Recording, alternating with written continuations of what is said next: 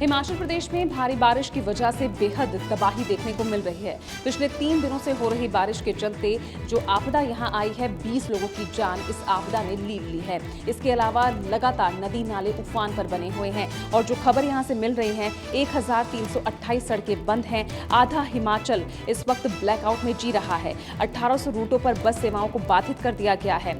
इसके अलावा हिमाचल प्रदेश के ही अलग अलग क्षेत्रों में 600 से ज्यादा लोग फंसे हुए हैं। इसके अलावा बारिश के ही चलते 3 दिन में ही करीब 4000 करोड़ की सरकारी और निजी संपत्ति तबाह हो गई है। करीब 800 पेयजल योजनाएं, 4700 के करीब बिजली के ट्रांसफार्मर ठप पड़े हैं। पिछले 24 घंटे में लगातार यहां पर जिस तरह से तबाही का मंजर दिख रहा है, उसको लेकर अलर्ट भी जारी किया गया है। मौसम विभाग की माने तो इस वक्त भारी बारिश का ऑरेंज अलर्ट हिमाचल प्रदेश के लिए जारी किया गया है। कैमरामैन जहांगीर के साथ पूजा राठौर शर्मा, न्यूज़ 24। हरियाणा के बैराज कुंड से जिस तरह से लगातार पानी छोड़ा जा रहा है, उसकी वजह से दिल्ली की यमुना का जल स्तर लगातार बढ़ता जा रहा है। आज भी 2 लाख क्यूसेक पानी छोड़ा गया है और उसके बाद यमुना का जल स्तर लगातार बढ़ा हुआ है और उसकी वजह से यमुना के पास के जो निचले इलाके हैं, वहाँ पर पानी का जल स्तर बढ़ चुका है। लोगों के घरों में पानी घुसना शुरू हो चुका है। इस वक्त हम सीधी तस्वीर एक बार आपको दिखाने की कोशिश करते हैं। यमुना बाज़ार में इस वक्त हम मौजूद हैं।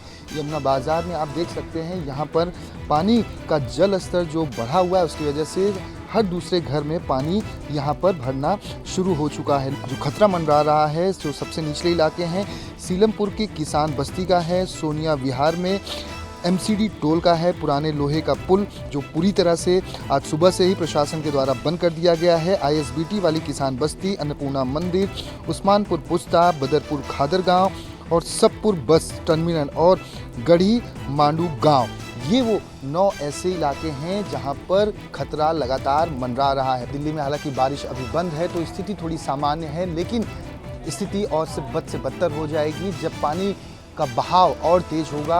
अगर 27 के ऊपर पहुंच जाता है तो खतरा और भी बढ़ जाएगा इन तमाम निचले इलाकों में। कैमरामैन साहिल अंसारी के साथ दीपक दुबे, न्यूज़ 24 दिल्ली में भारी बारिश से हालात खराब बने हुए हैं, वहीं बाढ़ का खतरा भी दिल्ली पर मंडरा रहा है। ऐसे में दिल्ली में राजनीति चरम पर है और भारी बारिश से बने खराब हालात का जायजा लेने के लिए दिल्ली के उपराज्यपाल वीके सक्सेना पहुंचे और उन्होंने प्रगति मैदान टनल का जायजा लिया। उसके बाद उन्होंने दिल्ली सरकार को जमकर घेरा।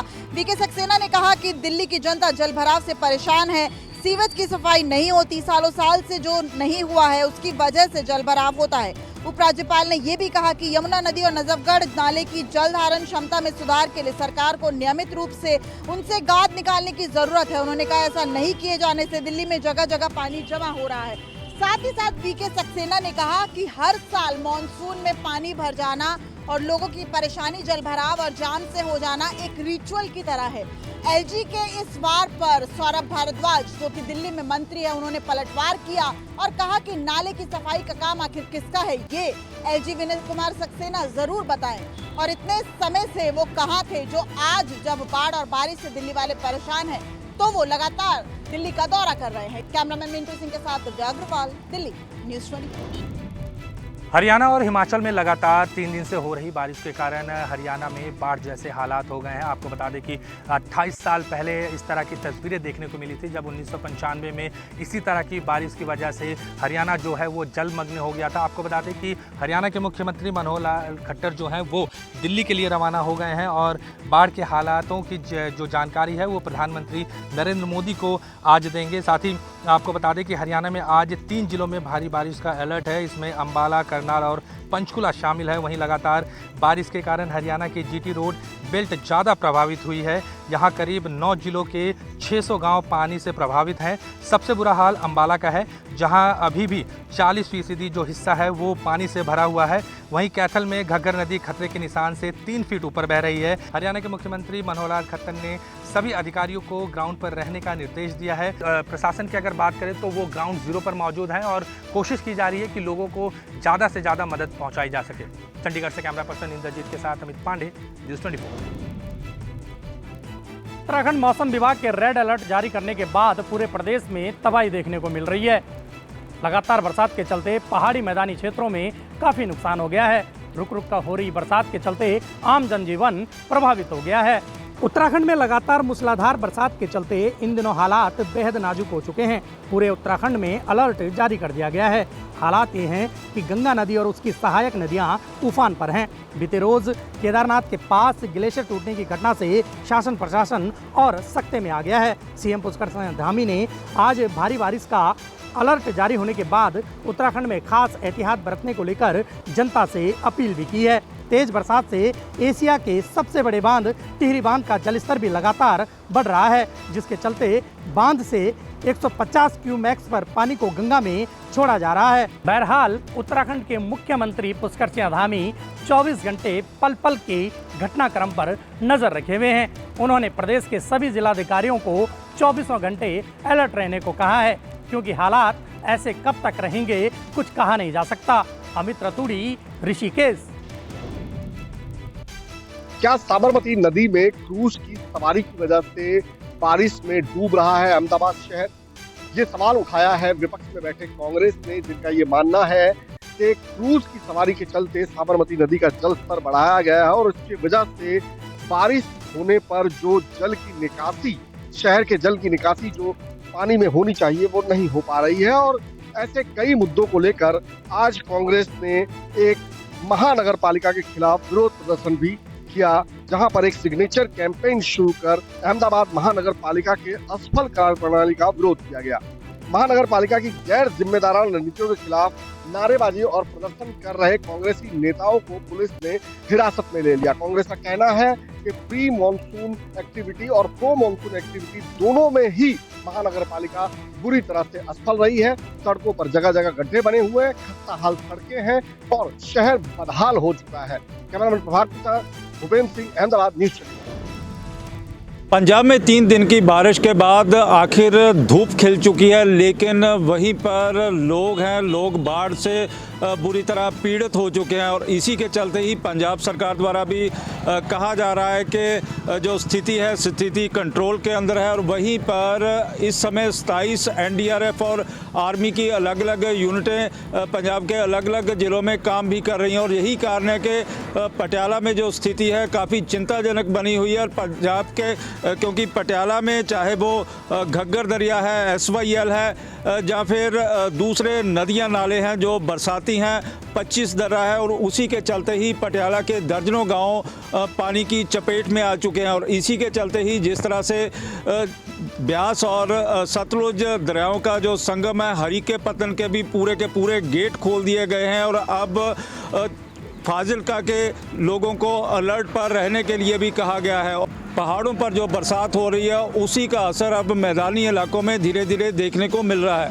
कैमरामैन गंभीर सिंह राणा के साथ विशाल इंग्लिश न्यूज़ 24 पटियाला। 1 लाख से ज्यादा श्रद्धालु बाबा बर्फानी के दर्शन कर चुके हैं, तो वहीं जम्मू में बाबा बर्फानी के भक्तों को 3 दिनों तक जम्मू में रुकना पड़ा, क्योंकि जम्मू श्रीनगर नेशनल हाईवे बंद था। आज चौथे दिन अमरनाथ यात्रियों के जत्थे को रवाना किया जा रहा है। आप गाड़ियों की कतारें देखिए, लंबी लंबी कतारें हैं और बेहद ज्यादा संख्या में श्रद्धालु हैं। ये वो श्रद्धालु हैं जो देश के कोने कोने से आए। आइए इनसे बातचीत करते हैं, इनसे जानते हैं कहाँ से आए आप लोग? हम पंजाब लुधियाना से। पंजाब से। कितने दिन से इंतजार था आपको? हम 4 दिन से बैठे हुए हैं यहाँ पे। तो क्या बोला, जा सकते हैं आप लोग? हाँ जी। खुशी कितनी है अब? बहुत ज्यादा, बहुत ज्यादा। अगर इंतजार और करना पड़ता तो रुकते कि वापिस चले जाते? नहीं, हम तो रुकते हैं अभी, दर्शन करके ही जाते हैं हम। पहली बार आए कि पहले भी आए? पहली बार ही आए हम। पहली बार आए। हाँ जी। ये आप देखिए कि श्रद्धालुओं में बेहद ज्यादा उत्साह है। बता रहे हैं कि दर्शन करने आए हैं, करके ही जाते, चाहे कितना लंबा इंतजार क्यों ना करना पड़ता। कहाँ से आए आप? MP से। अच्छा, MP से आए हैं। क्या कहना चाहेंगे? बाबा बर्फानी के द्वार जा रहे हैं, क्या श्रद्धा लेके आए मन में? मन में यही श्रद्धा, दर्शन करके जाना है। हमको आज 8 रोज हो गए। अच्छा, इतने दिनों से इंतजार कर रहे हैं।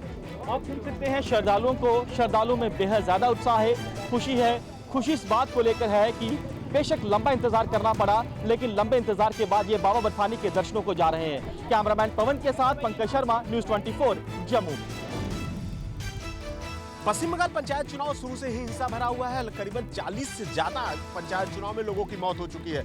आज चुनाव परिणाम की मतगणना हो रही है और जगह जगह पे हिंसा देखी जा रही है। इसको लेकर चुनाव आयोग ने सख्त निर्देश दिया है कि जिस तरह से हिंसा हो रही है वहीं पे एसपी और डीएम को कि चुनाव में जिस तरह से काउंटिंग के दिन हिंसा कतई बर्दाश्त नहीं किया जाएगा। पश्चिम बंगाल के जगह जगह देखिए जिस तरह से चुनाव आयोग ने निर्देश दिया था, डायमंड हार्बर हो, पुरुलिया हो, बांकुड़ा हो, झाड़ग्राम हो, मेदिनीपुर हो, और वहीं पे मुर्शिदाबाद में लगातार आज हिंसा की गतिविधियां देखी जा रही है। जगह जगह पे डायमंड हार्बर में बमबाजी हो रही है, लोगों को दहशत में किया जा रहा है और बीजेपी के साफ तौर पे आरोप है कि यहाँ पे जिस तरह से बीजेपी के जो एजेंट हैं वहाँ पे काउंटिंग वहाँ हो रही है, वहाँ उन्हें बैठने नहीं दिया जा रहा। और जिस तरह से हावड़ा के बाली में बीजेपी का आरोप है कि जो महिला वहाँ पे बैठी थी उनके तरफ से काउंटिंग में एजेंट थी और उस पर अभद्र व्यवहार किया गया है, उसके भी कपड़े फाड़े गए हैं। तो कह सकते हैं कि पश्चिम बंगाल में लगातार हिंसा की गतिविधियां देखी जा रही है। 22 जिलों में 339 काउंटिंग बूथ बनाए गए हैं और जिस तरह से लगातार हिंसा की गतिविधियां हो रही है और चुनाव आयोग ने इस पर पूरी कार्रवाई करने के लिए यहां पे निर्देश दिया है। कैमरामैन विनोद के साथ मनोज पांडे, न्यूज़ 24 कोलकाता।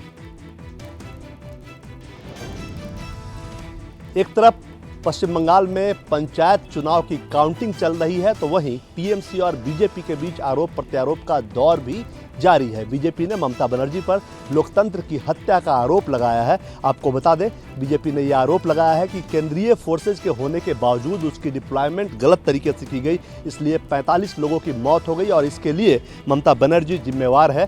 बीजेपी की फैक्ट फाइंडिंग कमेटी रविशंकर प्रसाद के नेतृत्व में जो आज पश्चिम बंगाल जाने वाली थी वो अब कल सुबह वहां पहुंचेगी और कूच बिहार, सिल्लीगुड़ी, हावड़ा, हुबली और डायमंड हार्बर जैसे हिंसा प्रभावित इलाकों का दौरा करेगी। इस बीच टीएमसी ने भी कड़े आरोप बीजेपी पे लगाए हैं और ये कहा है कि वो सेंट्रल फोर्सेज का इस्तेमाल करके चुनाव जीतना चाहती थी। पश्चिम बंगाल चुनाव को लेकर, जो पंचायत चुनाव थे उसको लेकर लगातार बीजेपी और टीएमसी के बीच आरोप प्रत्यारोप का दौर जारी है और जाहिर सी बात है 2 दिवसीय टीम जब बीजेपी की पश्चिम बंगाल पहुंचेगी वहां उन्हें डर है कि उन्हें रोकने का प्रयास भी होगा और ये आरोप प्रत्यारोप का दौर आगे भी चलता हुआ दिखेगा। कैमरामैन संजय के साथ कुमार गौरव, न्यूज़ 24 दिल्ली।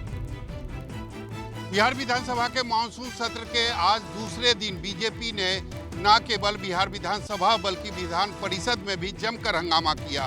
बिहार विधानसभा के दूसरे दिन आज जैसे ही सदन की कार्रवाई शुरू हुई, बीजेपी के सभी जो विधायक थे वह सदन के अंदर और बाहर जमकर हंगामा किया। उनका कहना था कि जब तक तेजस्वी यादव को बर्खास्त नीतीश कुमार की सरकार नहीं करेगी तब तक वो सदन को चलने नहीं देंगे। जब सदन के अंदर कार्रवाई शुरू हुई उसके बाद बीजेपी के तमाम जो विधायक थे वह बेल में इकट्ठा हो गए और वहाँ जो मौजूद कुर्सियाँ थी उसको सभी विधायकों ने फेंकने का काम किया और उसके बाद सदन का बहिष्कार किया और साथ ही नीतीश कुमार की सरकार के खिलाफ जमकर नारेबाजी की। सभी का मानना यह था कि चूंकि अब deputy CM Tejashwi Yadav chargesheeted हो गए हैं, इसीलिए उन्हें मंत्रिमंडल से बर्खास्त कर देना चाहिए। कैमरामैन ऋषि के साथ सौरभ कुमार, पटना, न्यूज़ 24। पटना में आज शिक्षक अभ्यर्थियों के विधानसभा घेराव के कार्यक्रम को देखते हुए सुरक्षा की कड़ी व्यवस्था की गई थी, लेकिन इसके बावजूद जो अभ्यर्थी थे टुकड़ों में बढ़कर विधानसभा की तरफ बढ़ रहे थे और यहाँ से करीब 200 मीटर की दूरी पर विधानसभा का गेट शुरू हो जाता है। यहाँ तक वो पहुँच चुके थे, जिसके बाद यहाँ भारी तादाद में पुलिस बल की तैनाती की गई।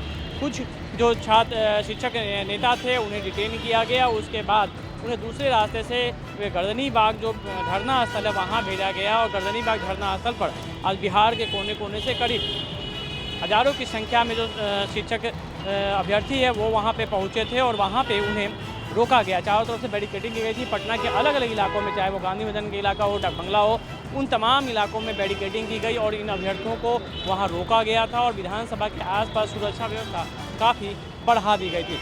इसके चलते इनका मंसूबा, शिक्षक अभ्यर्थियों का मंसूबा तो सफल नहीं हुआ, लेकिन ये शिक्षक अभ्यर्थी ने घेरा डालो डेरा डालो कार्यक्रम का आगाज़ किया है और कहा है कि जब तक उनकी मांगे यानी कि डोमिसाइल नीति और उन्हें सरकारी सेवक का दर्जा नहीं मिल पाता तब तक उनका आंदोलन जारी रहेगा। कैमरामैन सनी के साथ अमिताभ ओझा, पटना, न्यूज़ 24। महाराष्ट्र में कांग्रेस अपने विधायकों को सहेजने में जुट गई है। दिल्ली में महाराष्ट्र कांग्रेस के बड़े नेताओं की बैठक हुई, जिसमें कांग्रेस अध्यक्ष मल्लिकार्जुन खड़गे और कांग्रेस पार्टी के पूर्व अध्यक्ष राहुल गांधी भी मौजूद थे। महाराष्ट्र में शिवसेना और एनसीपी में हुई टूट के बाद अब कांग्रेस अपने विधायकों को सहेजे रखने की कवायद में जुट गई है। कांग्रेस विधायकों पर मंडरा रहे खतरे को भांपते हुए पार्टी अध्यक्ष मल्लिकार्जुन खड़गे ने महाराष्ट्र के आला नेताओं की दिल्ली में बैठक बुलाई, जिसमें राज्य के बदले सियासी हालात के मद्देनजर रणनीति बनाई गई। इस बैठक में महाराष्ट्र में होने वाले वीएनसी चुनाव और लोकसभा चुनाव को लेकर भी चर्चा हुई। दिल्ली कांग्रेस मुख्यालय में हुई बैठक में इस बात पर चर्चा हुई कि 44 विधायकों के साथ कांग्रेस विपक्ष की सबसे बड़ी पार्टी है, लिहाजा अब विपक्ष के नेता पर उनकी दावेदारी बनती है। कैमरा पर्सन अभय के साथ रमन कुमार, दिल्ली, न्यूज़ 24। मध्य प्रदेश में भले ही चुनाव में अभी 4 महीने बचे हैं, लेकिन बीजेपी अपनी तरफ से चुनावी बिसात बिछाना शुरू कर चुकी है। केंद्रीय गृह मंत्री अमित शाह आज भोपाल में पहुंचेंगे और देर शाम यानी करीब 7:30 बजे भोपाल पहुंचेंगे और एक बड़ी बैठक करेंगे बीजेपी के तमाम बड़े नेताओं के साथ। और आपको बता दें कि ये बड़ी बैठक इसलिए अहम मानी जा रही क्योंकि मध्य प्रदेश में हाल ही में मध्य संगठन के प्रभारी और सह प्रभारियों की नियुक्ति की गई है। प्रभारी के तौर पर भूपेंद्र यादव केंद्रीय मंत्री उनको बनाया गया है, तो वहीं सह प्रभारी के तौर पर अश्विनी वैष्णव को बनाया गया है। अब चूंकि इस बार बीजेपी की कोशिश है कि मध्य प्रदेश में चुनाव किसी भी सूरत में जीता जाए। यही वजह है कि लगातार बड़े नेताओं के मूवमेंट, चाहे प्रधानमंत्री का लगातार दौरा हो मध्य प्रदेश में या फिर अमित शाह या फिर जेपी नड्डा, उनके दौरे के बीच में लगातार बीते 1 महीने में इस तरह की गतिविधियां तेज हो गई हैं। और ये बताती हैं कि किस तरह से बीजेपी अब फुल फ्लैश अगर देखा जाए तो यहाँ पर एक्टिव मोड में नजर आ रही है। और चुनाव में अभी भले ही 4 महीने बचे हैं, लेकिन तैयारियों की शुरुआत तेजी से यहाँ पर होती जा रही है। कैमरा पर्सन कमलेश व्यास के साथ विपिन श्रीवास्तव, न्यूज़ 24, भोपाल। करीब 3 साल बाद आखिरकार राजस्थान कांग्रेस को उसकी फुल फ्लैश्ड कार्यकारिणी मिल गई है। एआईसीसी ने जो सूची जारी की है उसके तहत राजस्थान कांग्रेस में 21 उपाध्यक्ष, 49 महासचिव और 125 से भी ज़्यादा सचिव बनाए गए हैं। और ख़ास बात यह है कि कई मंत्री और विधायकों के परिजनों को भी इसमें पूरी जगह देकर उन्हें संतुष्ट किया गया है। वहीं राजस्थान बीजेपी ने परिवर्तन यात्रा निकालने का ऐलान कर दिया है। राजस्थान बीजेपी की 2 दिन तक सवाई माधोपुर में बड़ी बैठक हुई, विजय संकल्प बैठक इसे नाम दिया गया। और इस बैठक के दौरान जितने भी धार्मिक स्थल हैं, आस्था से जुड़े हुए बड़े राजस्थान के स्थल है, वहाँ से इस परिवर्तन यात्रा को अलग अलग नेता अलग अलग दिन शुरू करेंगे और पार्टी के बीच में ले जाकर मोदी सरकार की 9 साल की उपलब्धियों के बारे में तो बताएंगे ही, साथ ही यह बताने की भी कोशिश करेंगे कि अशोक गहलोत सरकार की क्या बड़ी विफलता रही जिसके चलते राजस्थान में बीजेपी की सरकार को लाया जाना जरूरी है। श्रीवत्सन, जयपुर, न्यूज़ 24। जल्दी महाराष्ट्र में मंत्रिमंडल का विस्तार होने वाला है। कल रात को 12 बजे महाराष्ट्र के मुख्यमंत्री एकनाथ शिंदे के सरकारी आवास वर्षा पर पहले उप मुख्यमंत्री देवेंद्र फडणवीस पहुंचे और उसके बाद उप मुख्यमंत्री अजित पवार पहुंचे। इन तीनों नेताओं में रात को 1:30 बजे तक बैठक हुई। इसके बाद उप मुख्यमंत्री अजित पवार वर्षा से निकले और इसके बाद देवेंद्र फडणवीस और एकनाथ शिंदे में अकेले में आधे घंटे तक बैठक हुई। कल रात जो बैठक हुई है उस बैठक में मंत्रिमंडल विस्तार के साथ ही जो डिपार्टमेंट का बंटवारा है उस पर भी बातचीत हुई है और आपसी सहमति बनती हुई नजर आ रही है। लेकिन राष्ट्रवादी के 9 मंत्रियों को अच्छे विभाग चाहिए।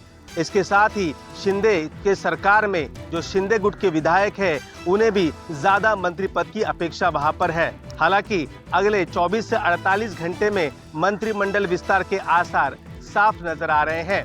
कैमरामैन अंचल सिंह ठाकुर के साथ विनोद जगदाले, न्यूज़ 24, मुंबई।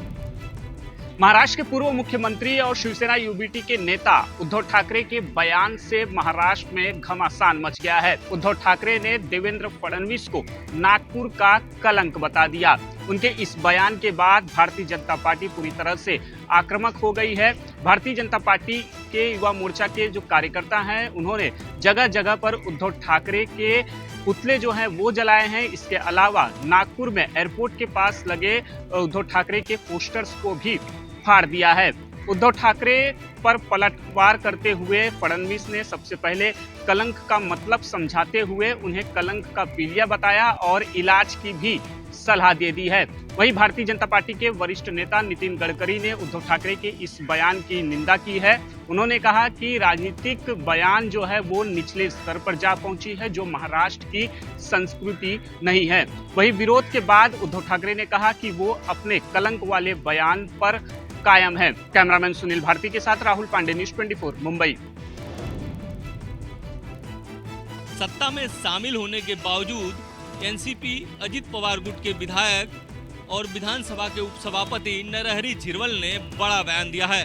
नरहरि झिरवल ने कहा है कि अगर सभी पक्षों पर विचार करें तो ऐसा लगता है कि शिवसेना के 16 विधायक अपात्र ठहराए जा सकते हैं, लेकिन अंतिम फैसला विधानसभा अध्यक्ष को लेना है। गौरतलब है कि नरहरि झिरवल के इस बयान के बाद शिवसेना से कड़ी प्रतिक्रिया आई है। सिंधे गुट के विधायकों ने इस पर आपत्ति जताई है। इस मामले में विधानसभा अध्यक्ष ने सुनवाई तेज कर दी है। विधानसभा अध्यक्ष ने सभी विधायकों, चाहे वो उद्धव गुट के विधायक हों या सिंधे गुट के विधायक हों, सभी को नोटिस जारी किया है और सभी को 7 दिनों के अंदर जवाब देना है। यानी कि अब जल्द से जल्द इस मामले में फैसला आ सकता है। विधानसभा अध्यक्ष को जल्द फैसला इसलिए भी लेना है क्योंकि शिवसेना उद्धव गुट इस मामले को लेकर सुप्रीम कोर्ट गया था और सुप्रीम कोर्ट से मांग किया था कि जल्द से जल्द इस मामले में सुनवाई की जाए। कैमरा राजेंद्र के साथ इंद्रजीत सिंह, न्यूज़ 24 मुंबई।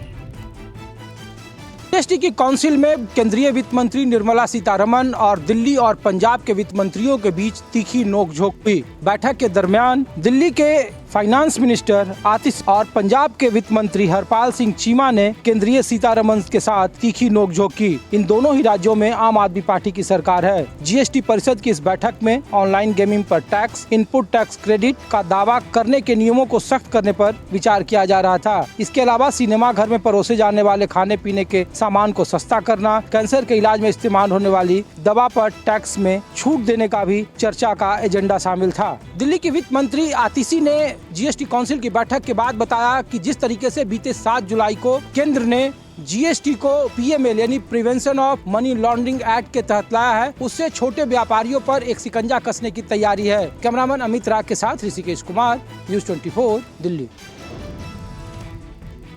केंद्रीय मंत्री और मुजफ्फरनगर से बीजेपी के सांसद संजीव बालियान ने आज हर की पैड़ी से अपनी कांवड़ यात्रा शुरू कर दी है। केंद्र सरकार द्वारा यूसीसी के लिए केंद्र सरकार के उठाए गए कदम और निर्णयों को वास्तविक रूप देकर लागू करने के लिए कांवड़ यात्रा लाई जा रही है। केंद्रीय मंत्री संजीव बालियान यूसीसी को लेकर हर की पैड़ी से मुजफ्फरनगर तक पैदल कांवड़ यात्रा निकाल रहे हैं। इसका मुख्य उद्देश्य यूसीसी के माध्यम से देश और जनपद की सुख समृद्धि और विकास हो, ऐसी कामना है। ये यात्रा आने वाली 14 जुलाई को मुजफ्फरनगर पहुंच जाएगी। दरअसल केंद्रीय मंत्री संजीव बालियान पश्चिमी उत्तर प्रदेश में बीजेपी के बड़े नेताओं में शामिल है और वो यूसीसी को लेकर फैले हुए भ्रम और लोगों से बातचीत को लेकर ही ये कांवड़ यात्रा निकाल रहे हैं। कैमरा पर्सन धर्मेंद्र साहू के साथ अशोक तिवारी, लखनऊ, न्यूज़ 24। दिल्ली मेरठ एक्सप्रेस पे गाजियाबाद में आज एक भीषण हादसे का सीसीटीवी सामने आया है। दरअसल एक रॉन्ग साइड से आ रही बस ने एक पीयूई गाड़ी में टक्कर मारी, जिसकी वजह से 6 लोगों की मौत हो गई और 2 लोग गंभीर रूप से घायल हो गए। ये लोग मेरठ से दिल्ली की ओर आ रहे थे, गुड़गांव की तरफ जा रहे थे।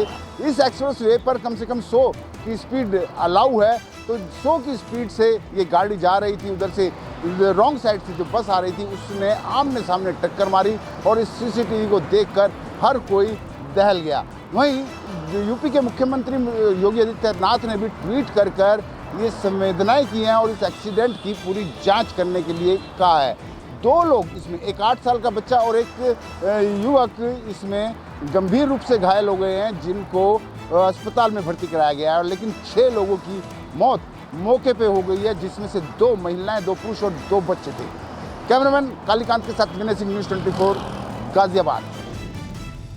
देश की सबसे बड़ी जांच एजेंसी एनआईए द्वारा आज सुबह दक्षिण कश्मीर के 3 डिस्ट्रिक्ट्स शोपियां, पुलवामा और अनंतनाग में एक साथ कई जगहों पर छापेमारी की गई और इसके चलते कई जगहों पर तलाशी अभियान एनआईए द्वारा यहां पर किया गया और कई सारे सबूत और दस्तावेज इस छापेमारी के दौरान बरामद कर लिए गए हैं। एनआईए की ये कार्रवाई 1 साल पहले मिलिटेंसी संबंधित एक केस के चलते की गई है। हालांकि इससे पहले इसी केस के चलते पिछले महीने 26 जून को और उससे पहले 13 मई को भी एनआईए द्वारा कश्मीर घाटी में अलग अलग जगहों पर छापेमारी की गई थी। वहीं दूसरी तरफ जम्मू कश्मीर पुलिस द्वारा भी हुर्रियत और जेकेएलएफ के खिलाफ बड़ी कार्रवाई करते हुए अब औपचारिक रूप से 10 लोगों की गिरफ्तारी की है। कैमरामैन मुजफ्फर रशीद के साथ आसिफ साहब, श्रीनगर, न्यूज़ 24।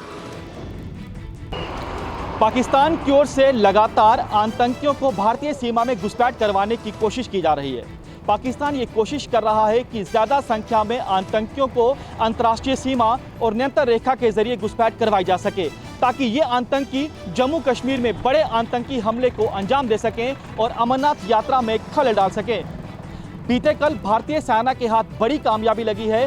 भारतीय सेना ने राजौरी के नौशहरा सेक्टर में घुसपैठ कर रहे एक घुसपैठिए को मौत के घाट उतारा है, तो कुछ और घुसपैठियों की तलाश में बड़े पैमाने पे कॉर्डन सर्च ऑपरेशन चल रहा है। जो घुसपैठिया मारा गया है, इससे भारी तादाद में हथियार गोला बारूद बरामद हुए हैं और ये हमारे जवानों की अलर्टनेस का नतीजा है कि बीते कल घुसपैठ की बड़ी कोशिश को नाकाम किया है और लगातार इलाके में कॉर्डन सर्च ऑपरेशन चल रहा है, ताकि अगर इस इलाके में कुछ और आतंकी हैं तो चुन चुनकर तमाम आतंकियों को मौत के घाट उतारा जाए। कैमरामैन पवन के साथ पंकज शर्मा, न्यूज़ 24 जम्मू।